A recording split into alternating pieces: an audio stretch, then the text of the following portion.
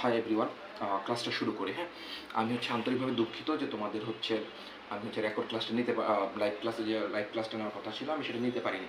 তার জন্য আমি রেকর্ডেড ভার্সন দিয়ে দিচ্ছি। আশা করি তোমরা ক্লাসটা দেখে নেবে। এটা ইউটিউবেও যাবে এবং একই সাথে আমাদের যে প্রাইভেট গ্রুপ আছে সেই প্রাইভেট গ্রুপেও যাবে। So don't worry. আর আমি তো আছি, যে কোনো প্রবলেম হলে আমি হেল্প করবো। তো প্রথমে আসি। আমি অরবিট এবং অরবিটালের সংজ্ঞা ঠিক আগ পর্যন্ত তোমাদের পড়াইছিলাম। আমি পাউলের বর্জননীতি এবং কোয়ান্টাম সেট এই পর্যন্ত লাস্ট ক্লাসে আমি তোমাদের পড়াইছি। আজকে শুরু করতেছি অরবিট এবং অরবিটাল দিয়ে। তো অরবিট এবং অরবিটাল বলতে কি বুঝো ও তাদের মধ্যে যে পার্থক্য, সেটা গুরুত্বপূর্ণ একটা প্রশ্ন পরীক্ষায় আসে। তো শুরু করি। হ্যাঁ, অরবিট যে জিনিসটা সেটা তোমরা একটু কাইন্ডলি লিখে ফেলো। আমি এত কিছু লিখবো না, বাট আমি তোমাদের বলে দিতেছি। বিজ্ঞানী বোর যে পরমাণু মডেলটা দিয়েছিলেন আমাদেরকে, সেই পরমাণু মডেল অনুসারে ইলেকট্রন নিউক্লিয়াসের চারদিকে কতগুলো সুনির্দিষ্ট বৃত্তাকার কক্ষপথে ঘূর্ণায়মান। এই কক্ষপথ সমূহকে শক্তিস্তর বা অরবিট বলা হয়ে থাকে। আমি কি বলতেছি? ইলেকট্রন নিউক্লিয়াসের চারদিকে কতগুলো সুনির্দিষ্ট বৃত্তাকার কক্ষপথে ঘূর্ণায়মান, যেটা আমাদের বোর পরমাণু মডেলের একটা স্টেটমেন্ট ছিল। এবং এই যে বৃত্তাকার সুনির্দিষ্ট কক্ষপথে ঘূর্ণায়মান, এই স্টেটমেন্টের মাধ্যমে তিনি রাদারফোর্ডের পরমাণু মডেলের একটা সীমাবদ্ধতাকে দূর করেছিলেন। আমার কথা কি বোঝা গেছে? সেটা আমি তোমাদের অলরেডি পড়াইছি। তিনি যে সুনির্দিষ্ট বৃত্তাকার কক্ষপথগুলোকে তিনি বেঁধে দিয়েছিলেন, সেটাকে আমরা বলতেছি শক্তিস্তর বা অরবিট। এরপর আসতেছে আমাদের অরবিটাল। অরবিটাল জিনিসটা বোঝার জন্য তোমাকে কোয়ান্টাম বলবিদ্যা আমি তোমাদের অলরেডি পড়াই এসেছি। সেই কোয়ান্টাম বলবিদ্যা অনুসারে নিউক্লিয়াসের চারদিকে যে সকল স্থানে ইলেকট্রন পাওয়ার সম্ভাবনা 90 থেকে 95%, 90 থেকে 95%। আবারও বলতেছি, নিউক্লিয়াসের চারদিকে যে সকল স্থানে ইলেকট্রন পাওয়ার সম্ভাবনা 90 থেকে 95%, সেই সকল স্থানকে অরবিটাল বলবো। দেখো, অরবিটের ভিতরে কিন্তু অরবিটাল অবস্থিত। এই আমার গোলাকার বৃত্তাকার পথ, এখানে আমার ইলেকট্রন আছে, এখানে ইলেকট্রন ঘুরতেছে, তাই না? এই জায়গার ভিতরে যেখানে ইলেকট্রন পাওয়ার সম্ভাবনা সবচেয়ে বেশি, ধরো আমার এই জায়গার মধ্যে সব থেকে বেশি আমার ইলেকট্রন পাওয়ার সম্ভাবনা, এই জায়গাটাকে আমি বলতেছি তখন অরবিটাল। এই অরবিটাল যে 90 থেকে 95%, এই যে বিষয়গুলো, এগুলো কুমিল্লা বিশ্ববিদ্যালয়ে 15-16 সালে আসছিল। তোমাদের জাহাঙ্গীরনগর ইউনিভার্সিটি জিনিসটা আসছিল। সো আশা করি তোমরা এই জিনিসটা গুরুত্ব সহকারে। এবং অরবিটাল যে সংজ্ঞাটা, অরবিটালের যে মতবাদটা, সেটা আসছে কোথা থেকে? কোয়ান্টাম বলবিদ্যা অনুসারে আসছে। আমি আবারও বলতেছি, অরবিটালের মতবাদটা আসছে কোয়ান্টাম বলবিদ্যা অনুসারে। আর অরবিটার যে মতবাদটা, অরবিটার যে সংজ্ঞাটা, সেটা আসছে বোর পরমাণু মডেল অনুসারে। তাহলে এখানে একটু লিখে ফেলি আমরা। এটা আসছে কোথা থেকে? বোর পরমাণু মডেল থেকে। আর এ বেচারা আসছে কোথা থেকে? কোয়ান্টাম বলবিদ্যা অনুসারে। তো আমার কথা কি বোঝা গেছে? আশা করি তোমরা বুঝতে পারছো। তাহলে এই হচ্ছিল আমাদের অরবিট এবং অরবিটের যে সংজ্ঞা। এরপর আসি পার্থক্য। পার্থক্যর জন্য যদি আমি আসি, তো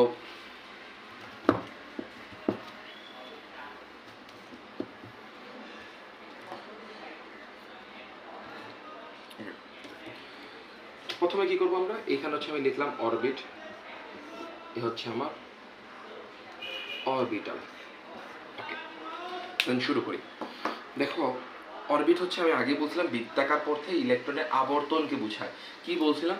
এখানে একটা বৃত্তাকার পথ থাকবে, সেই বৃত্তাকার পথে ইলেকট্রনের যে আবর্তন, সেটাকে আমি বোঝাচ্ছি কি? অরবিট। আর অরবিটাল বলতেছি কি? ত্রিমাত্রিক অবস্থান, ইলেকট্রনের অবস্থান। অরবিটের ভিতরে অরবিটাল ত্রিমাত্রিক অবস্থানে ইলেকট্রনের অবস্থানকে বোঝাচ্ছি। তো এখানে কি বুঝাইতেছি আমি? ত্রিমাত্রিক অবস্থানে ইলেকট্রনের অবস্থান। তোমরা পুরো লাইনটা লিখবা, ত্রিমাত্রিক অবস্থানে ইলেকট্রনের অবস্থান। দেন আসি অরবিট সমূহ। অরবিট সমূহ বৃত্তাকার টাইপের হয়, যেটা অলরেডি আমাকে তো আমরা এখানে স্টেটমেন্ট দিয়ে দিছি। আমরা কি বলবো? অরবিট সমূহ কোন শেপের হয়? বৃত্তাকার শেপের হয়। এবং অরবিটাল সমূহ কি শেপ হয়? অরবিটাল সমূহ বিভিন্ন শেপের হয়। আমি তোমাদের অলরেডি পড়াইছিলাম এস পিরিয়ে। এস এর বেলা আমি কি বলছিলাম? এস দেখতে গোলাকার, তাই না? এস দেখতে গোলাকার। পি এর বেলা কি বলছিলাম? ডাম্বেল আকৃতির হবে, তাই না? ডাম্বেল আকার। তারপর ডি এর বেলা কি বলছিলাম? ডাবল ডাম্বেল আকার। তারপর এগুলো আমাদের মনে রাখা লাগবে। দেন আসি অরবিট সমূহ। অরবিট সমূহকে আমরা কে এল এম এন দ্বারা প্রকাশিত করি, সেটা তোমরা অলরেডি জানো। আমরা কি দ্বারা প্রকাশিত করে থাকি? কে এল এম এন, এগুলো দ্বারা আমরা প্রকাশিত করে থাকি অরবিট সমূহকে। আর অরবিটাল সমূহকে আমরা প্রিন্সিপাল, কোয়ান্টাম নাম্বার, তারপর হচ্ছে magnetic quantum number, subsidiary quantum number, এগুলোর সাথে সম্পর্কিত হচ্ছে আমাদের অরবিটাল সমূহ। এবং কোনো অরবিটে সর্বাধিক ইলেকট্রন ধারণ ক্ষমতা, দেখো এই জিনিসটা হচ্ছে অনেকেই ভুল করে, এটা একবার আমাদের হচ্ছে ইয়াতে আসছিল, ইঞ্জিনিয়ারিং প্রশ্ন আসছিল, কোনো অরবিটের সর্বাধিক ইলেকট্রন ধারণ ক্ষমতা হচ্ছে 2n²। এটা মাথায় রাখবা, সর্বাধিক ইলেকট্রন ধারণ ক্ষমতা হচ্ছে 2n²। বোঝা গেছে আমার কথা? আর অরবিটালের ভিতরে একটা অরবিটালে সর্বোচ্চ হচ্ছে 2টি বিপরীত স্পিনযুক্ত ইলেকট্রন থাকতে পারে।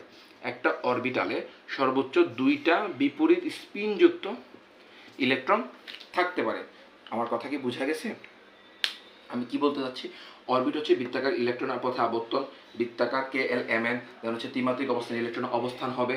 তারপরে আসতে হচ্ছে গোলাকার না ডাম্বেল আকার, সেটা আমরা তোমাদের SPDF তোমাকে পড়াইছি। দেন হচ্ছে বলছিলাম কি যে হচ্ছে 2n² হচ্ছে সর্বাধিক ইলেকট্রন ধারণ ক্ষমতা একটা অরবিটের ভিতরে। আর অরবিটাল হচ্ছে সর্বোচ্চ, প্রতিটা অরবিটাল সর্বোচ্চ ইন্ডিভিজুয়ালি 2টা করে বিপরীত স্পিনযুক্ত হচ্ছে ইলেকট্রন সে ধারণ করতে পারে। এই হচ্ছে অরবিট এবং অরবিটালের মধ্যে বেসিক যে কনসেপ্ট বা বেসিক যে পার্থক্য, সেই থেকে যদি তোমরা সেটা আশা করি পড়ে ফেলো, তাহলে আশা করি এগুলো তোমাদের ক্লিয়ার হয়ে যাবে। আমি এখন পর্যন্ত যা যা পড়েছি আশা করি তোমরা বুঝতে পারছো। দেন এবার আসি হচ্ছে আমরা হচ্ছে এখন ঢুকবো আস্তে আস্তে তরঙ্গতে। তোমরা জানো আমাদের ইলেকট্রনের বেসিক যে কনসেপ্ট ছিল এগুলো আমাদের শেষ। এখন আমরা আস্তে আস্তে কোথায় ঢুকবো? আমরা এখন আস্তে আস্তে তরঙ্গতে ঢুকবো। তরঙ্গতে ঢোকার আগে আমাদের কিছু সংজ্ঞা থেকে আমাদের জানা লাগবে, তাই না? আমরা তো সবাই জানি কিছু সংজ্ঞা টঙ্গা আছে যেগুলো হচ্ছে আমাদের জানা লাগবে। তো হচ্ছে আমি বলি, প্রথমে এসে হচ্ছে তরঙ্গ দৈর্ঘ্য, বা যেটাকে হচ্ছে আমরা ল্যামডা দ্বারা সূচিত করি। প্রথমে কি আসতেছে? তরঙ্গ দৈর্ঘ্য বা ল্যামডা। এই তরঙ্গ দৈর্ঘ্য জিনিসটা কি? তরঙ্গ দৈর্ঘ্য হচ্ছে কোনো একটি তরঙ্গ পূর্ণ স্পন্দন সম্পন্ন করতে যে দূরত্ব রাশি হচ্ছে অতিক্রম করে তাকে আমরা তরঙ্গ দৈর্ঘ্য বলি। অর্থাৎ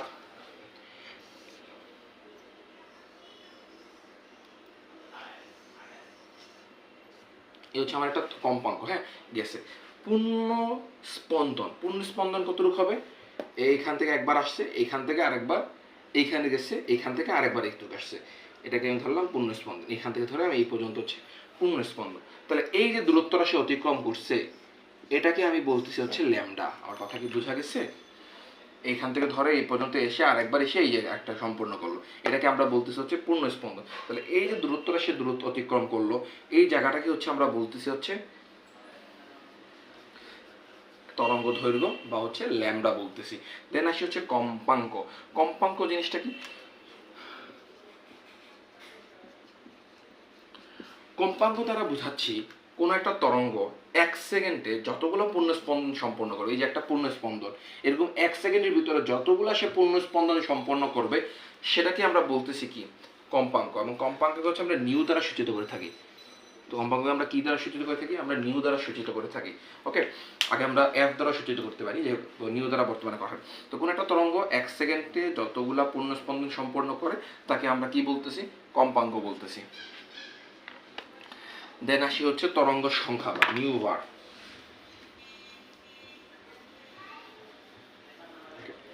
কি বলছিলাম আমি? তরঙ্গ সংখ্যা বা হচ্ছে কি নিউ বার। তরঙ্গ সংখ্যা জিনিসটা কি? কোনো তরঙ্গ 1 সেন্টিমিটার অতিক্রমের সময়, কোনো তরঙ্গ 1 সেন্টিমিটার দৈর্ঘ্য অতিক্রমের সময় যতগুলো পূর্ণ স্পন্দন সম্পন্ন করে তাকে আমরা হচ্ছে তরঙ্গ সংখ্যা বলে থাকি। যেমন হচ্ছে এ হচ্ছে আমার একটা ইয়ে, তাহলে হচ্ছে এখান থেকে ধরো এই এই হচ্ছে গেল, হ্যাঁ। তো কি বলছিলাম আমি? 1 সেন্টিমিটার, তাই না? 1 সেন্টিমিটার দূরত্ব ধরলাম, এখান থেকে এই পর্যন্ত হচ্ছে আমার 1 সেন্টিমিটার। তাহলে একটা পূর্ণ দৈর্ঘ্য কতগুলো সে পূর্ণ দৈর্ঘ্য সংখ্যা করছে? এখান থেকে কি বলছিলাম আমি? 1 সেন্টিমিটার অতিক্রমের সময় যে যতগুলো পূর্ণ স্পন্দন সম্পন্ন করবে সেই সংখ্যাটাকে আমরা বলছি তরঙ্গ সংখ্যা। তাহলে আমরা এখন দেখি এতটুকু দূরত্ব যদি আমরা 1 সেন্টিমিটার ধরি তাহলে সে কতগুলো পূর্ণ স্পন্দন সম্পন্ন করছে। এ হচ্ছে আমার একটা পূর্ণ এ হচ্ছে আমার একটা পূর্ণ স্পন্দন, ঠিক কিনা? দেন হচ্ছে আমার এই হচ্ছে আর একটা পূর্ণ স্পন্দন, অর্থাৎ সে 2টা পূর্ণ স্পন্দন সম্পন্ন করছে, হ্যাঁ। এখান থেকে হচ্ছে একটা, এখান থেকে হচ্ছে আরেকটা সে পূর্ণস্পন্দন সম্পন্ন করছে, অর্থাৎ 2টা পূর্ণস্পন্দন হয়েছে। অর্থাৎ এখানে নিউবারের সংখ্যা হবে 2। বিষয়টা হচ্ছে অনেকটা এরকমই, হ্যাঁ। 1 সেন্টিমিটার অতিক্রমের সময় সে যতগুলো হচ্ছে পূর্ণস্পন্দন সম্পন্ন করবে। এখন এখানে হচ্ছে নিউবারের একটা সূত্র আছে।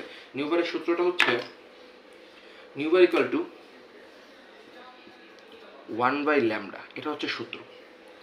এবং এখানে একটু লিখে রাখেন, পাশে সাইড নোট দিয়ে লিখে রাখেন, ল্যামডা সেন্টিমিটার অতিক্রমের সময় পূর্ণ স্পন্দন সংখ্যা যদি একটি হয়, ল্যামডা সেন্টিমিটার অতিক্রমের সময় পূর্ণ স্পন্দন সংখ্যা যদি একটি হয়, তাহলে 1 সেন্টিমিটার অতিক্রমের সময় পূর্ণ স্পন্দন সংখ্যা হবে 1/λ। এখান থেকে মূলত সূত্রটা আসছে। ওকে, এবং ওর একক কত হবে? Centimetre inverse. এটা হচ্ছে একক, নিউবারের একক কত? Centimetre inverse. আশা করি আপনারা বুঝতে পারছেন। এই জিনিসটি হচ্ছে আমি বলতে চাচ্ছিলাম। এবার আসি হচ্ছে তড়িৎ চুম্বকীয় বিকিরণের বিষয়টাতে। তড়িৎ চুম্বকীয় বিকিরণ আমি যা যা পড়াচ্ছি আশা করি আপনারা বুঝতে পারতেছেন। যদি কোনো প্রশ্ন থাকে আপনারা এই ভিডিওটা একটু টেনে একটু দেখে নেবেন। আর যদি হচ্ছে তারপর না বুঝেন, আমাদের প্রাইভেট টেলিগ্রাম গ্রুপ আছে, তোমরা সেখানে প্রশ্ন করো, আমি হচ্ছে সেখানে উত্তর দিয়ে দিব। তড়িৎ চুম্বকীয় বিকিরণ,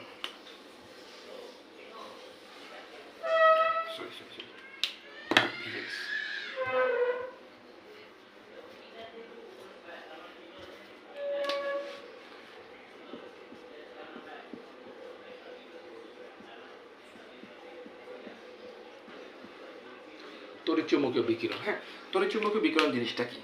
ম্যাক্সওয়েল সর্বপ্রথম এই তড়িৎচুম্বকীয় বিকিরণের প্রস্তাব করছিলেন। কি করছিলেন? ম্যাক্সওয়েল সর্বপ্রথম প্রস্তাব করছিলেন কি? এই তড়িৎচুম্বকীয় বিকিরণের।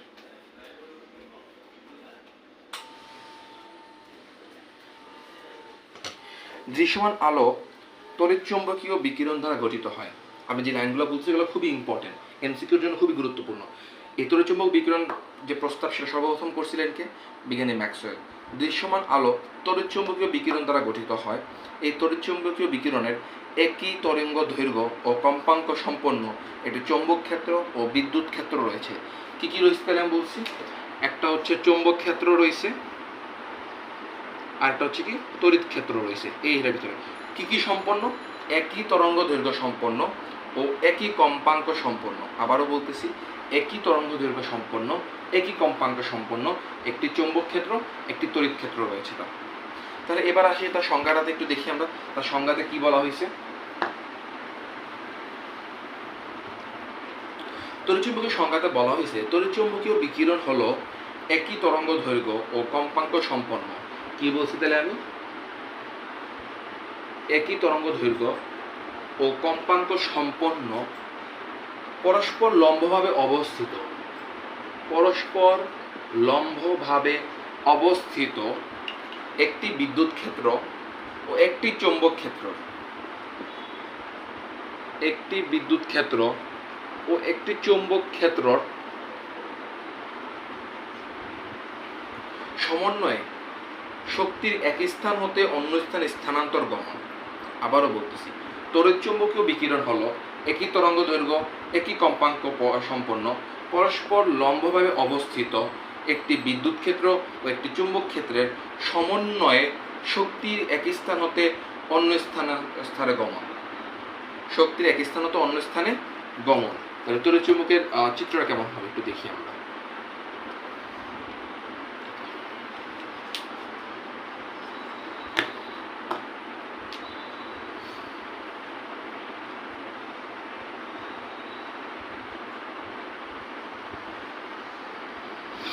এই হলো আমি একটা আঁকলাম, লাল কালি দিয়ে একটা, সেটা হচ্ছে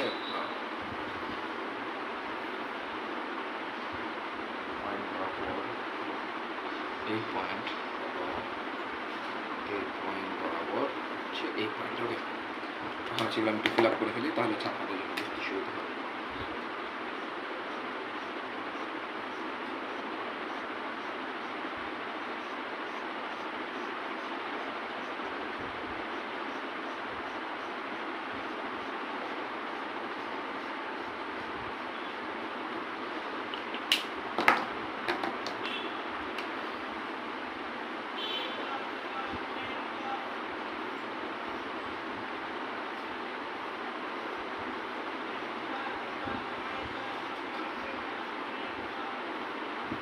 দেখো, তোমাদের বোঝার সুবিধার জন্য আমি এখানে দুইটা কালি ইউজ করছি, একটা হচ্ছে লাল, একটা হচ্ছে কালো। হ্যাঁ, দেখো এই বরাবর হচ্ছে একটা তরঙ্গ দৈর্ঘ্য যাইতেছে এবং এটা হচ্ছে এনার্জি, ইলেকট্রনের শক্তির গমন, স্থানান্তর গমন। তাহলে দেখো, এটা যদি আমার হচ্ছে চৌম্বক তড়িৎ ক্ষেত্র হয়, এটা যদি আমার চৌম্বক ক্ষেত্র হয়, তাহলে দুটা কিন্তু পরস্পর লম্বভাবে অবস্থান করতেছে এবং ওরা কিন্তু একই তরঙ্গ দৈর্ঘ্য সম্পন্ন, একই কম্পাঙ্ক সম্পন্ন।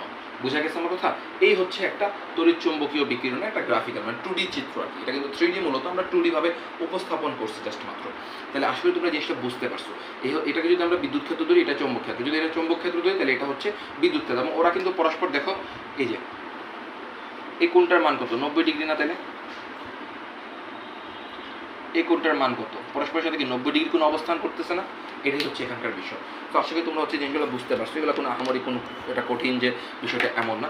এবার আসে হচ্ছে বইয়ে তোমাদের কিছু কি বলে তরঙ্গ সংখ্যা বা তরঙ্গের কথা আমাদের বলা আছে। যেমন হচ্ছে আমাদের কি বলা যায়, আমাদের হচ্ছে মহাজাগতিক রশ্মির কথা বলা আছে, গামা রশ্মি, রঞ্জন রশ্মি, তারপর হচ্ছে এক্সট্রা ভায়োলেট রে, তারপর হচ্ছে IR, middle IR, radio wave, এই জিনিসগুলো তোমাদের বলা আছে। এবং এই জিনিসগুলো মনে রাখার কিন্তু একটা ছন্দ বা ট্রিক্স আছে। অনেকে হচ্ছে বলে যে ভাই আমি হচ্ছে এগুলো মনে রাখতে পারি না, এই না সেই না, অনেক কষ্ট হয়ে যায় এগুলো মনে রাখা। তো আমি বলবো তুমি এত কষ্ট করে মনে না রেখে একটা ছন্দ আছে বাবা, সেই ছন্দটা দিয়ে হচ্ছে মনে রাখো না, তাহলে তো সমস্যার সব সমাধান হয়ে যায়, তাই না? আমার কথা কি বোঝা গেছে? তো হচ্ছে আমি এখন একটা ছন্দ লিখবো, হ্যাঁ, তোমরা একটু আমার সাথে সাথে লিখো। লিখো হচ্ছে মাগরিব।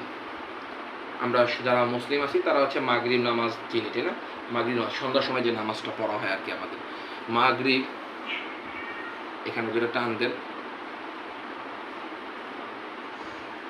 এখানে লেখা হচ্ছে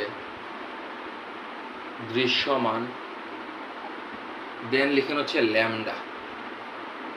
ল্যামডা বানানটা আমরা একটু ভেঙে ভেঙে লিখছি, হ্যাঁ, ল্যামডা কিভাবে লিখছি আমরা। ওকে, তো এবার আসি কোনটা দ্বারা আমি কি বুঝাইতেছি, তাই না? এটা একটু আসি, তো এবার একটু আসি কোনটা দ্বারা হচ্ছে আমি কি বুঝাইতেছি। এবার আসি কোনটা দ্বারা কি বুঝাইতেছি। ম দ্বারা হচ্ছে বুঝাইতেছি আমি মহাজাগতিক রশ্মি, মহাজাগতিক রশ্মি। গ দ্বারা বুঝাইতেছি হচ্ছে গামা রশ্মি। র দ্বারা বুঝাইতেছি এক্স রে। ব দ্বারা বুঝাইতেছি ইউভি। ইউভিতে কি ব আছে না, আলট্রা ভায়োলেট রে। এটার মানে পুরো পূর্ণরূপ কি, আলট্রা ভায়োলেট রে। ভায়োলেটে কি আছে, ব আছে, তাই এখানে আমরা ব মনে রাখছি। এই মাঝখানে অংশটা হচ্ছে দৃশ্যমান, যেটা আমরা দেখতে পারি। দেন হচ্ছে আসতেছে হচ্ছে কোনটা, ল্যামডাতে না। ল্যামডা থেকে এবার একটু আসি। ল্যামডা থেকে হচ্ছে আমরা মনে রাখবো আইআর। আইআর এর বাংলা কি জানেন আপনারা? আইআর এর বাংলা হচ্ছে অবলোহিত। বাংলা কি, অবলোহিত। তাহলে এখানে ল আছে না, সেই ল থেকে আমি ল্যামডা দিয়ে মনে রাখছি। ম দ্বারা হচ্ছে মনে রাখবো মাইক্রোওয়েভ। ম দ্বারা মনে রাখবো কি, মাইক্রোওয়েভ। এবং ড দ্বারা কি মনে রাখবো, রেডিও ওয়েভ। রেডিওতে কি আছে, ড আছে না শব্দটা, তাহলে হচ্ছে রেডিও ওয়েভ। দেখেন আমি কিন্তু একদম ছোট থেকে একদম বড় দিকে আমি এখন গেছি। আমার কথা কি বুঝে গেছে? এটা হচ্ছে একদম ছোট তরঙ্গ দৈর্ঘ্য সংখ্যা বিশিষ্ট, এটা হচ্ছে সব থেকে বড় তরঙ্গ দৈর্ঘ্য সংখ্যা বিশিষ্ট। আপনাদের এই সিরিয়ালটা হচ্ছে মনে রাখা লাগবে। আশা করি আপনারা হচ্ছে এই ছন্দটা দিয়ে মাগরিব, দৃশ্যমান, ল্যামডা, এটা দিয়ে আপনারা হচ্ছে মনে রাখতে পারবেন। সো আশা করি আপনাদের খুব বেশি যেটাতে কষ্ট হবে আমার কাছে মনে হয় না। তো এতটুকু আশা করি বুঝা গেছে আপনাদের, বুঝা গেছে কিনা আমার কথা। এবার আসি ওদের সংখ্যাগুলো আপনারা একটু কেমন রাখবেন। ওদের অবশ্যই তরঙ্গ দৈর্ঘ্য একটা সংখ্যা আছে, এত থেকে এত, এত থেকে এত, সেই সংখ্যাটা আপনাদের মনে রাখা লাগবে। তো সংখ্যাটা হচ্ছে আমরা শুরু করি 0.1 থেকে। পি থেকে আমি বলছি 0.1 থেকে শুরু করব। মাগরিব বা গামা রশ্মি হচ্ছে 0.01 পর্যন্ত হচ্ছে ওর যে তরঙ্গ দৈর্ঘ্য, সেই তরঙ্গ দৈর্ঘ্য সব, এটা হচ্ছে সবগুলো ন্যানোমিটারে কাউন্ট করতেছে। আবারও বলতেছি, আমি ন্যানোমিটারে কাউন্ট করতেছি। তাহলে 0.101 এর নিচে যত যা হবে সব হচ্ছে মহাজাগতিক রশ্মি। 0.01 এর নিচে যদি কোনো অপশন আপনার পরীক্ষার হলে থাকে তাহলে সেটাকে আপনি মহাজাগতিক রশ্মি হিসেবে ধরে নেবেন। দেন 0.01 হচ্ছে কি বলছি আমি, গামা রশ্মি। এবার আসেন 0.01 থেকে আমি যদি হচ্ছে 10 নিই, আপনারা শুধু 10 শব্দটা মনে রাখবেন। কোন শব্দটা মনে রাখবেন, 10 ন্যানোমিটার। 10 পর্যন্ত হচ্ছে আমাদের এক্স রে রশ্মি। কত শব্দ বলছি আমি, 10 পর্যন্ত। 10 থেকে আপনারা মনে রাখবেন 380 পর্যন্ত। সব কিছু আপনার মনে রাখা লাগবে না, 0.01, 10, 380, এতটুকু আপনারা মনে রাখবেন। 380, 380 থেকে হচ্ছে এ বেচারা হচ্ছে 780। কত, 780। দেন ল্যামডাতে এসে মনে রাখবেন 1 মিলিমিটার। এতক্ষণ পর্যন্ত দেখেন আমরা কিন্তু এই পর্যন্ত দৃশ্যমান আমরা একটা ব্যারিকেড দিয়ে দিছি না, অর্থাৎ এই বর্ডার পর্যন্ত যা ছিল সব ছিল ন্যানোমিটারে। এখন আমরা যা পড়বো সব হচ্ছে কি মিলিমিটার, মিটার, কিলোমিটারে পড়বো। তো আইআর রশ্মিকে আপনারা মনে রাখবেন কত, 1 মিলিমিটার মনে রাখবেন। 1 মিলিমিটার। 1 মিলিমিটার থেকে আপনারা মনে রাখবেন 1 মিটার, 1 মিটার থেকে হচ্ছে ডিরেক্ট 10 কিলোমিটার বাস। এভাবে হচ্ছে চাইলে ইজিলি মনে রাখা যায়। আমি আপনাদের কোনো শর্ট ট্রিক্স দিচ্ছি না, আমি জাস্ট মনে রাখার ওয়েটা বলে দিচ্ছি আপনাদেরকে। সো আশা করি এটা ছিল শর্ট ট্রিক্স মার্ক বৃদ্ধি সমান ল্যাম্বডা, বাট যেটা আমি বলে দিচ্ছি সেটা হচ্ছে ওয়ে, কীভাবে আপনি মনে রাখতে পারেন। সো আশা করি এগুলো হচ্ছে আপনি এভাবে মনে রাখতে পারবেন খুব সহজেই, অ্যাটলিস্ট আমার কাছে সহজে মনে হয়েছিল আর কি। এবার আসি দৃশ্যমানে। দৃশ্যমানেও কিন্তু অনেকগুলো আছে, বেনি আসহ কলা, ঠিক না? 7টা রং দেখা যায় আমাদের টোটাল, বেগুনি, নীল, আসমানি, সবুজ, হলুদ, কমলা, লাল। এবং সেটাকে আমরা কীভাবে মনে রাখি? বেনি আসহ কলা। কীভাবে মনে রাখি? বেনি আ স হ ক লা, ঠিক না? বেগুনি, নীল, আসমানি, সবুজ, হলুদ, কমলা, লাল। এখান থেকে মনে রাখবেন কীভাবে? এগুলো মনে রাখবেন 380 থেকে, এটা হচ্ছে 380 থেকে শুরু হচ্ছে, না? 380 থেকে কত? 424। 424 থেকে পর আপনি মনে রাখবেন 450, কারণ এটা এখানে 424 অটোমেটিক চলে আসবে। 424 থেকে কত বলছি আমি? 450। দেন মনে রাখবেন হচ্ছে 500। দেন কত মনে রাখবেন? 500 মনে রাখবেন। 500-র পর মনে রাখবেন 575, সরি 575 মনে রাখবেন। 575-এর পরে হচ্ছে 590 মনে রাখবেন। 590-এর পরে হচ্ছে 647 মনে রাখবেন। 647-এর পরে 780 মনে রাখবেন। এভাবে হচ্ছে চাইলে ইজিলি মনে রাখা যায়। অনেকে যেটা করে সেটা হচ্ছে 300 থেকে 424, 424, 450, 450 থেকে 500, এইভাবে মনে রাখার দরকার নেই। আপনি প্রথমে শুধু মনে রাখেন পুরাটা 380 থেকে 424। দেন এই সংখ্যাগুলো জাস্ট একটা সিরিয়ালে আপনি মনে রেখে যান।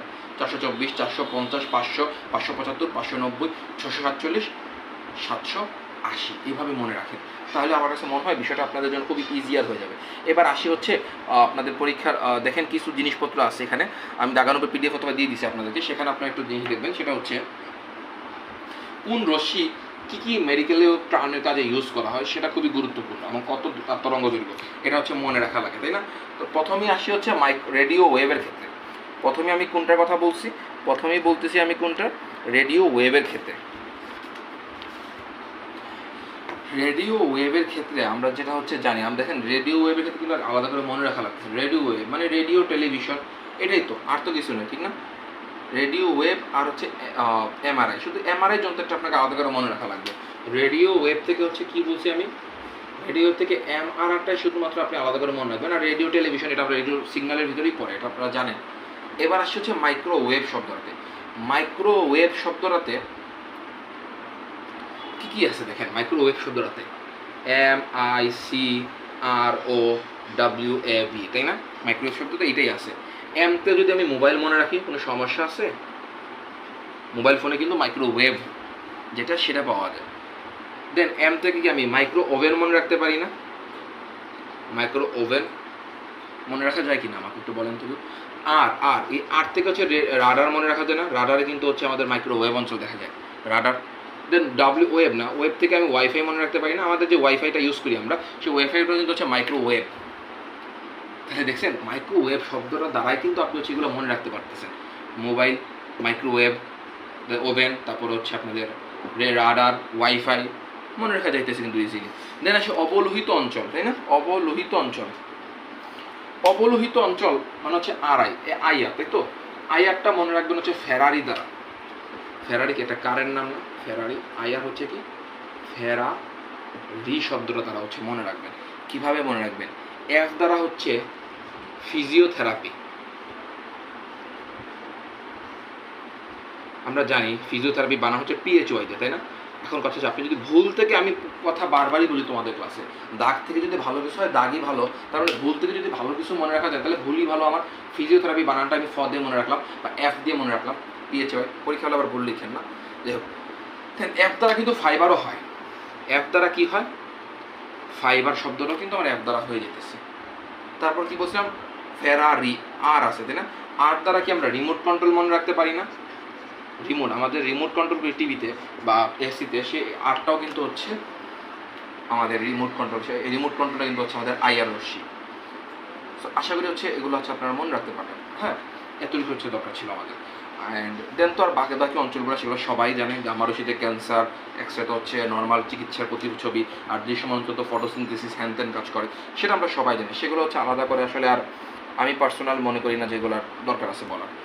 তবে কিছু জিনিস আছে যেগুলো আপনাকে হচ্ছে এখন মনে রাখা লাগবে, আমি হচ্ছে আপনাদের বলে দিতেছি ক্লাসে, এগুলো আপনার পার্সোনালি আপনাকে পড়া লাগবে, মূলত এগুলো অ্যাডমিশনের পড়াশোনা, তারপর হচ্ছে আমি দেখাই দিতেছি। আমাদের হচ্ছে ইউভি রশ্মি যেটা আছে, ইউভি রশ্মি, হ্যাঁ, 10 ন্যানোমিটার থেকে 380, এটাই তো ছিল তাই না? সেখানে লেখেন 10 ন্যানোমিটার থেকে 30 ন্যানোমিটার, 10 থেকে 30 হইতেছে আমাদের ইউভি গ্যাস্ট্রো অ্যান্টোলজি থেরাপিতে ইউজ করা হয়। ইউভি গ্যাস্ট্রো অ্যান্টেরোলজি থেরাপিতে ইউজ করা হয় এটা।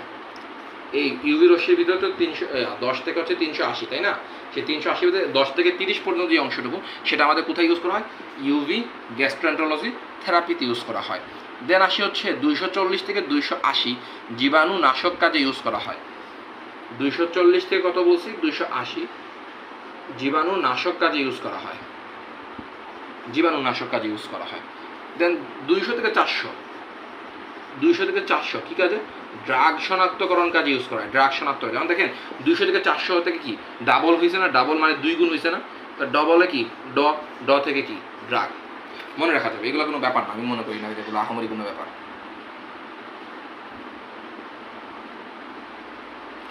দেন হচ্ছে আসতেছি হচ্ছে আর কোনটা জানি মনে রাখা যায়, হ্যাঁ, কোষের সেলের মেডিকেল ইমেজিং কাজে, কোষ বা সেলের মেডিকেল ইমেজিং কাজে 280 থেকে 400 ন্যানোমিটার সেল এর বা কোষের মেডিকেল ইমেজিং কাজে ইউজ করা হয়, মেডিকেল ইমেজিং কাজে ইউজ করা হয়। আশা করি আপনি এগুলো পারবেন, আর বাদ বাকি আর কিছু লাগে না। এখন আসি আয়ার অঞ্চল। আয়ার অঞ্চলটা হচ্ছে 3 ভাগে ভাগ করা হয়েছে। আয়ারটাকে কয় ভাগে ভাগ করা হয়েছে? 3 ভাগে ভাগ করা হয়েছে। একটা হচ্ছে নিয়ার আয়ার, আরেকটা হচ্ছে মিডল আয়ার, আরেকটা হচ্ছে ফার আয়ার। মিডল আয়ার যেটা, সেটাকে অনেক সময় বডি আয়ারও বলা হয়। মিডল আয়ার যেটা, সেটাকে আমরা কি বলতেছি? বডি আয়ারও বলতেছি মিডল আয়ার যেটা। কারণ কি? কারণ এটা মানুষের দেহ থেকে নিঃসৃত হয়। এই রশ্মির একটা হচ্ছে তাপ আমাদের মানুষের দেহ থেকে হচ্ছে নিঃসৃত হয়। লিখে রাখেন, এটা খুবই গুরুত্বপূর্ণ, মানুষের দেহ থেকে নিঃসৃত হয়, এটা মনে রাখা লাগবে। এবং ফার এয়ার অঞ্চল যেটা, সেটা চিকিৎসাতে ইউজ করা হয়। আর এগুলো হচ্ছে মনে রাখলেই চলে, এগুলোই হচ্ছে আপনাদের, আর কিছু লাগে না আপনাদের। এবার আসে হচ্ছে আমরা অঙ্কে চলে যাই, ম্যাথে চলে যাই। এখানে কিছু খুব গুরুত্বপূর্ণ ম্যাথ আছে। যে ম্যাথ পড়ার আগে কী পড়া লাগবে? আমাদের সূত্র পড়া লাগবে, তাই না? সূত্রগুলো একটু দেখি আমরা, নোট করে লিখেন, আমি সূত্রগুলো বলতেছি। C equal to, what is C? C হচ্ছে আমাদের আলোর ব্যাগ, তাই না? সি হচ্ছে কি? আলোর ব্যাগ, তাই তো? আমরা জানি সবাই। C equal to lambda nu, c equal to lambda nu একটা সূত্র। Then nu equal to c by lambda, nu equal to c by lambda. এবার আমরা আরেকটা সূত্র জানি, E equal to h nu, E equal to h nu. তাহলে E equal to h into, এই যে নিউ জায়গায় আমরা জাস্ট এই মানটা বসাবো, তাহলে সি বাই ল্যামডা বলতে পারি না আমরা? তাহলে আমরা বলতে পারি হচ্ছে h c by lambda equal to h c by lambda. বুঝা গেছে আমার কথা? এই সূত্রগুলো c equal to lambda nu সেটা আমরা জানি, সেখান থেকে আমরা হচ্ছে nu equal to c by lambda করছি। Then equal to h nu আমরা জানি, সেখান থেকে আমরা equal to h c by lambda করছি, বাস, আর কিছুই করিনি। এখানে আহামরি খুব যে একদম মারাত্মক লেভেলের সূত্র লাগে কিছুই লাগে না। এই কয়টা সূত্র জানা থাকলে আমার হচ্ছে আমরা বাদ বাকি সব কাজ করতে পারবো। আরেকটা সূত্র তো হচ্ছে আমি একটু আগেই পরে আসছি আপনাদেরকে, new var equal to 1 by lambda, তাই না? New var equal to 1 by lambda. তাহলে এখানে দেখেন H C into 1 by lambda করা যায় না? তাহলে এইচ সি নিউ var লেখা যায় কিনা? লেখা যায়। এইভাবে হচ্ছে আপনারা সূত্র বাড়াইতে পারেন বা কমাইতে পারেন, সেগুলো হচ্ছে আপনাদের বিষয়গুলো আপনারা পারবেন। যে এবার কিছু লাইন লিখেন, আমি বলতেছি আপনারা লিখেন। তরঙ্গ দৈর্ঘ্য সর্বোচ্চ হলে, তরঙ্গ দৈর্ঘ্য সর্বোচ্চ হলে কম্পাঙ্ক সর্বনিম্ন হবে। আবারও বলতেছি, দেখেন, তরঙ্গ দৈর্ঘ্য যদি, অর্থাৎ ল্যামডা যেটা, এই বেচারা যদি হচ্ছে সর্বোচ্চ হয়, ল্যামডা যদি সর্বোচ্চ হয়, তাহলে কম্পাঙ্ক নিউ ইকুয়াল টু সর্বনিম্ন হবে। বুঝে গেছে আমার? এটা হলো একটা থিওরি। দ্বিতীয় থিওরি, ল্যামডা যদি সর্বনিম্ন হয়, ল্যামডা যদি সর্বনিম্ন হয়, তাহলে কম্পাঙ্ক নিউ ইকুয়াল টু সর্বোচ্চ হবে। তাহলে এমসিকিউর জন্য আপনাদের লাগে, ওকে? এতটুকু, এই দুটা জিনিস। তাহলে এই দুটা জিনিস আমরা পাইলাম, ল্যামডা সর্বোচ্চ হলে এটা সর্বনিম্ন, এটা সর্বোচ্চ হলে এটা সর্বনিম্ন, অর্থাৎ ভাইস ভার্সা টাইপ আর কি সম্পর্ক। আর দেন আরেকটা লিখেন, সেটা হচ্ছে বিকিরিত রশ্মির তরঙ্গ দৈর্ঘ্য হাইয়েস্ট হলে, বিকিরিত রশ্মির তরঙ্গ দৈর্ঘ্য হাইয়েস্ট হলে শক্তি লোয়েস্ট। অর্থাৎ ল্যামডা যদি হাইয়েস্ট হয়, সর্বোচ্চ হয়, তাহলে আমাদের ই ইকুয়াল টু লোয়েস্ট হবে। এই একটা থিওরি গেল। ঠিক তেমনি তার ভাইস ভার্সা অপোজিট একটা পার্স আছে। ল্যামডা যদি লোয়েস্ট হয় তাহলে ই ইকুয়াল টু কত হবে? হাইয়েস্ট হবে। বুঝা গেছে আমার কথা? যদি ল্যামডা ইকুয়াল টু লোয়েস্ট হয় তাহলে ই ইকুয়াল টু কত হবে? হাইয়েস্ট হবে। ওকে, এখন কিছু অঙ্ক করাবো আমি, যে অঙ্কগুলো দিয়ে আপনাদের এইখানকার যে পড়াশোনা আছে সেই পড়াশোনাগুলো আমাদের শেষ হয়ে যাবে। দেন হচ্ছে আমরা আস্তে আস্তে করে দ্রাব্যতায় চলে যাব। হ্যাঁ, এগুলা খুবই নর্মাল কিছু অঙ্ক আমি দেখাবো আপনাদেরকে।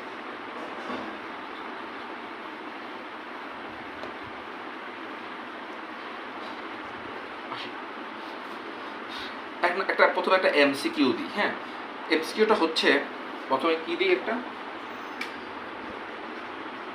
এমসিকিউ দিই প্রথমে। এমসিকিউটা হচ্ছে নিচের কোন রশ্মির কম্পাঙ্ক সর্বাধিক বা সর্বনিম্ন? লিখেন, নিচের কোন রশ্মির কম্পাঙ্ক সর্বাধিক বা সর্বনিম্ন? অপশন আছে হচ্ছে গামা রে, এক্স রে, আইআর রে এবং হচ্ছে রেডিও ওয়েভ।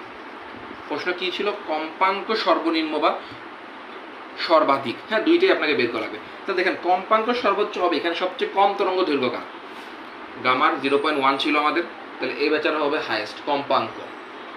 আর এই বেচারা ছিল রেডিও ওয়েভ, তাই না? সব থেকে বেশি ছিল ওর 10 কিলোমিটার পর্যন্ত, তাহলে ওর হবে লয়েস্ট কম্পাঙ্ক। এগুলো কিন্তু সব কম্পাঙ্কর কথা বলতেছি আমি। হ্যাঁ, তাহলে আশা করি আপনারা এগুলো পারবেন। তাহলে কোন রশ্মির শক্তি সর্বোচ্চ? এখন যদি শক্তির কথা বলি, ঠিক তেমনি গামার শক্তি সবচেয়ে বেশি, রেডিওর শক্তি সবচেয়ে কম। এগুলো হচ্ছে। আর হ্যাঁ, আরেকটা কথা, যদি কোনো অপশনে গামার সাথে মহাজাগতিক রশ্মির কথাও থাকে, তাহলে আপনাকে অবশ্যই মহাজাগতিক রশ্মি দেখাইতে হবে। বুঝা গেছে? আশা করি আপনি এগুলো পারবেন। নর্মাল ম্যাথ এমসিকিউ এগুলো পারবেন। এবার আসি হচ্ছে ম্যাথে চলে যাই। লিখেন কোয়েশ্চন নাম্বার 1। কোয়েশ্চন নাম্বার কত বলছি আমি? 1 বলছি। হ্যাঁ, কোয়েশ্চন নাম্বার 1। একটি বিকিরিত রশ্মির তরঙ্গ দৈর্ঘ্য, লিখেন একটি বিকিরিত রশ্মির তরঙ্গ দৈর্ঘ্য, একটি বিকিরিত রশ্মির তরঙ্গ দৈর্ঘ্য ইকুয়াল টু 530 ন্যানোমিটার। একটি বিকিরিত রশ্মির তরঙ্গ দৈর্ঘ্য 530 ন্যানোমিটার হলে ওই রশ্মির কম্পাঙ্ক ইকুয়াল টু হোয়াট? তরঙ্গ সংখ্যা ইকুয়াল টু হোয়াট?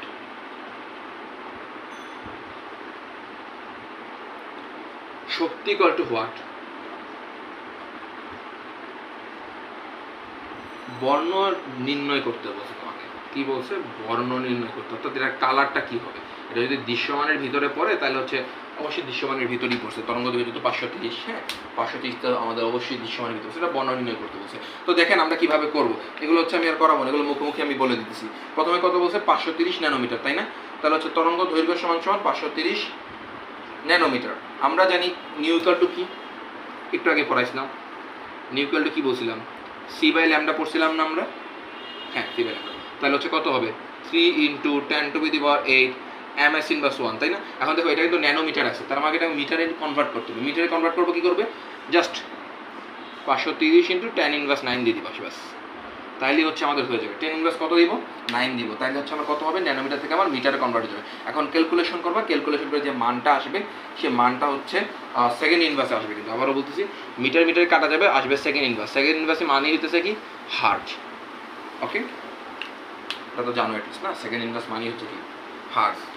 অপশন অনেক সময় পরীক্ষার অপশনে এরকম আসে, সেকেন্ড ইনভার্স না দিয়ে হার্জ লেখা থাকে। এখন তুমি যদি চিন্তা করো হার্জ মানে হচ্ছে আবার কনভার্ট করা লাগে না, সেকেন্ড ইনভার্সে হচ্ছে হার্জ। জাস্ট এই জিনিসটাকে তুমি ট্রান্সফার করবা।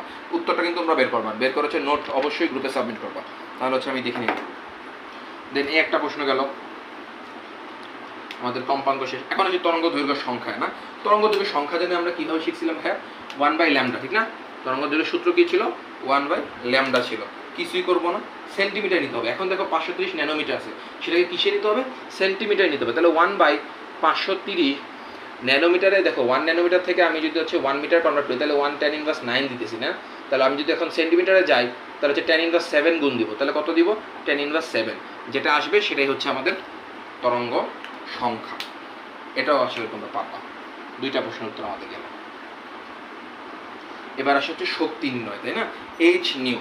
এইচ এর মান কত হয় প্লাঙ্কের ধ্রুবক, হ্যাঁ প্লাঙ্কের ধ্রুবকটা হচ্ছে এইচ, সেটা কি 6.626 ইন্টু 10⁻34 জুল সেকেন্ড। এইচ এর মান কত লিখে দিতেছি আমি, 6.626 ইন্টু 10⁻34 জুল সেকেন্ড, এটা হইতেছে আমার এইচ এর মান, সরি এ হয়ে গেছে, এটা এইচ এর মান। হ্যাঁ তাহলে এখন ই সমান সমান কি করছিলাম আমরা, এইচ নিউ করছিলাম না, নিউ এর মান তো আমরা একটু আগে বের করছি তাই না, এইচ এর মানও আমি জানি, শক্তি বের করা যাবে, বের করা যাবে, আমি আশা করি তোমরা বের করতে পারবা। ওকে, এত বিশেষ তোমাদের প্রতি আমার আছে। এখন বলছিলাম কি বর্ণ নির্ণয় করতে, এখন তুমি আমাকে বলো তো 530 কত রেঞ্জের ভিতরে পড়ছে, বেনি আসহ কলা, ঠিক না, ওই সূত্র অনুযায়ী যদি আমরা যাই তাহলে 530 কত নাম্বার কোটার ভিতরে পড়ছে, আগেই বলছিলাম 360 থেকে 424, 424 থেকে 450, 50 থেকে 500, 500 থেকে 575, তার মানে 500 থেকে 575 এর ভিতরে যে সংখ্যাটা সেটাই হচ্ছে কি আমার বর্ণ। তাহলে 500 থেকে 575 এর ভিতরে কোনটা পড়ছে, হ্যাঁ সবুজ পড়ছে, তাই না, সবুজ, বেনিয়ে আসহ শতে পড়ছে, তাহলে হচ্ছে কি হবে সবুজ হবে, এটার বর্ণ কি হবে, বর্ণ হবে কি গ্রিন, আমার কাছে গ্রিন কালার নাই তাই জন্য হচ্ছে নীল কালি দিয়ে হচ্ছে গ্রিন লেখা রাখছে। ওকে, তাহলে হচ্ছে গ্রিন হবে, আশা করি তোমরা হচ্ছে পারবা এগুলা, এগুলা খুব বেশি যে কঠিন বিষয়, বিষয়টা এমন নয়। এবার আসি হচ্ছে যেখানে, সেটা হচ্ছে আরেকটা ম্যাথ আমি হচ্ছে বলে দিই, সেটা হচ্ছে তোমরা পারবা কষ্ট করে আর পারবে। শুক্র থেকে দেখো কোয়েশ্চন নাম্বার 2, কোয়েশ্চন নাম্বার হচ্ছে 2, শুক্র গ্রহ হতে, শুক্র ওই যে শুক্র গ্রহ আছে না, সেই শুক্র গ্রহ হতে পৃথিবীর দূরত্ব বলে দিছি কিন্তু 45.08 ইন্টু 10⁻6 কিলোমিটার। শুক্র গ্রহ থেকে পৃথিবীর দূরত্ব 45.08 ইন্টু 10⁻6 কিলোমিটার। ওই গ্রহ হতে অর্থাৎ শুক্র গ্রহ থেকে একটি রেডিও ওয়েভ, কি ওয়েভ বলছি ভাই আমি, রেডিও ওয়েভ পৃথিবীতে আসতে কত সময় লাগবে, এখানে বলা হয়েছে তোমার কত সময় লাগবে, তো সময়টা জানতে চাওয়া হয়েছে আমার কাছে। তাহলে এটা এখন কিভাবে বের করব, তোমাদের কোনো আইডিয়া আছে? যদি তোমরা পারো ভিডিওটা পোজ করে 2 মিনিটের ভিতরে অঙ্কটা করো, দেন আমার সাথে উত্তর মিলানোর চেষ্টা করো। ওকে, তো দেখো প্রথমে কি বলবো, আমরা জানি তরঙ্গের বেগ ইকুয়াল টু আলোর বেগ, সেটা তো আমরা আগেই বলছিলাম ঠিক না, তরঙ্গের বেগ এবং আলোর বেগ হচ্ছে পরস্পর সমান, কারণ কি আলোর তরঙ্গ এবং কণাধর্ম দুইটাই আছে, তাহলে তরঙ্গ যেহেতু একটা ধর্ম, সো বেগ তো সেম হবে। তাহলে এখন দেখো আমরা কিন্তু আগেই বলছিলাম যে হচ্ছে আলোর বেগটা পৃথিবীতে আসতে কত সময় লাগে, বলছি 1 সেকেন্ড লাগতো আমাদের, তাই না, 1 সেকেন্ডই তো লাগতো আমাদের। তাহলে এখন হচ্ছে আমরা ওইভাবে করতে পারি না যে 3 ইন্টু 10⁻8 ms ইনভার্স 1 মানেটা কি, 1 সেকেন্ডে সে এই পরিমাণ দূরত্ব সে অতিক্রম করে, তাই তো, তাহলে সেখান থেকে আমরা লিখতে পারি এত মিটার পৃথিবীতে আসতে সময় লাগে 1 সেকেন্ড। তাহলে এই দূরত্বটা অর্থাৎ 45.08 ইন্টু 10⁻, এখন দেখো এখানে কিন্তু কিলোমিটারের কথা বলছে, কিলোমিটারের কথা বলছে, এখন এটার সাথে মিটারে ট্রান্সফার করতে হইলে আমাকে আরো 10 কিউব গুণ করা লাগবে, তাহলে আমি মিটারে কনভার্ট করতে পারবো। তাহলে 10⁻6 10⁻3, তাহলে আমরা জানি পাওয়ারে কি হয় যোগ হয়, তাহলে 6 + 3 = 9, তাহলে 10⁻9 মিটার দূরত্ব অতিক্রম করতে সময় লাগবে 45.08 ইন্টু 10⁻9 ডিভাইডেড বাই হচ্ছে 3 ইন্টু 10⁻8। ক্যালকুলেটর কই রাখছি আমি, হ্যাঁ পাইছি। তাহলে হচ্ছে তোমরা বলো তো কত লাগবে, জলদি কেউ বলো আমাকে। 150.27, 150.27 সেকেন্ড। এখন এটাকে তুমি ভাই মিনিটে কনভার্ট করো, 60 দ্বারা ভাগ করা লাগবে, তাই না, 60 দ্বারা ভাগ করি 2.5 মিনিট সামথিং আসে মনে হয়, খুব সম্ভবত, উত্তরটা মিলাই নি তুমি, হ্যাঁ ক্যালকুলেশন করে নিও। তাহলে হচ্ছে এই হচ্ছে এটার প্রসেস, কীভাবে তুমি বের করবা। তো আশা করি এরকম টাইপের ম্যাথ আসলে তুমি পারবা, এরকম টাইপের ম্যাথ কিন্তু আমাদের এডমিশনে আসে আমাদের, হ্যাঁ যে কারণে হচ্ছে আমি তোমাদেরকে পড়াইছি। দেন এখন লিখি কোয়েশ্চেন নাম্বার 3, এখন লিখতেছি কি কোয়েশ্চেন নাম্বার 3, লিখেন একটি ফোটন PHOTON ফোটন, হ্যাঁ কম্পাঙ্ক কত বলে দিছি আমি 2400 পার সেকেন্ড, ওকে 2400 সেকেন্ড, এটা হচ্ছে কম্পাঙ্ক। এখন বলছি 1 মোল ফোটনের শক্তি কত, তাহলে এটা কিন্তু একটা ফোটনের কম্পাঙ্ক যদি হয় তাহলে 1 মোলের শক্তি কত সেটা আমার কাছে জানতে চাওয়া হয়েছে। এখন অনেকে হচ্ছে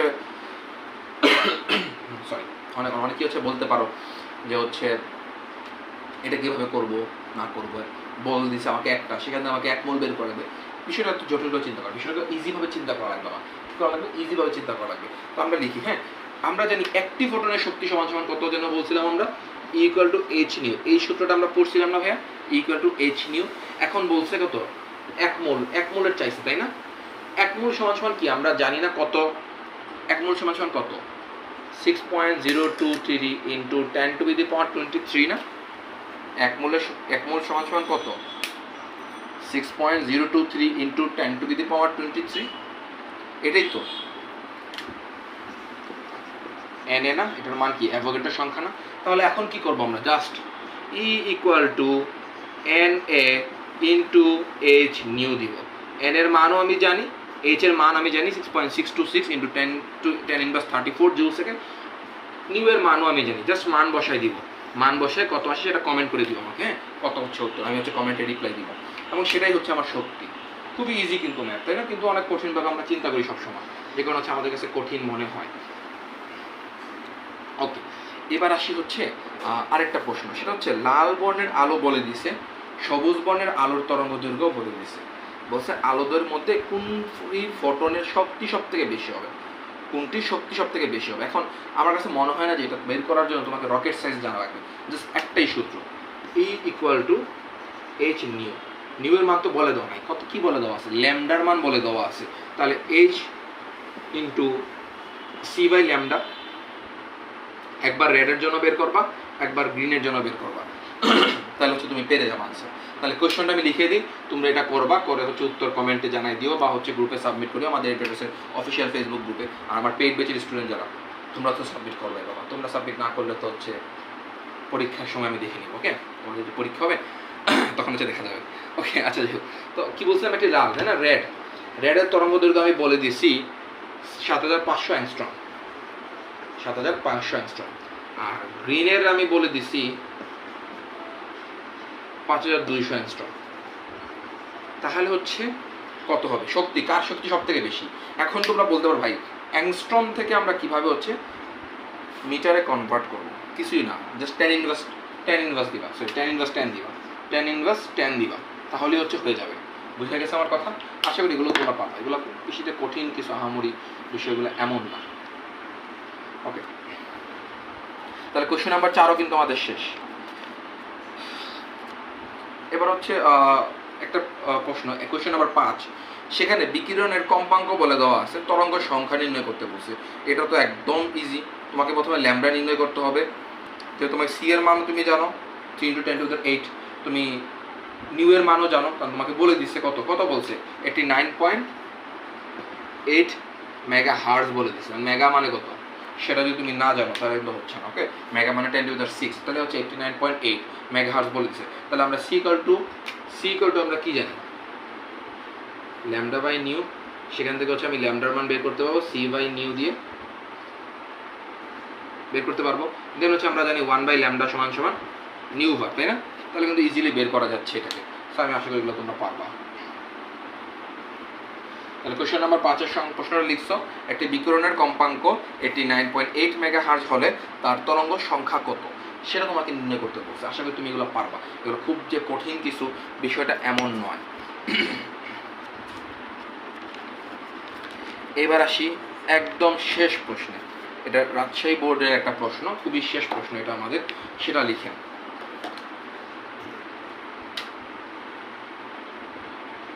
এই হচ্ছে আমার নিউক্লিয়াস, এই হচ্ছে প্রথম কক্ষপথ, এই হচ্ছে দ্বিতীয় কক্ষপথ, তাই তো।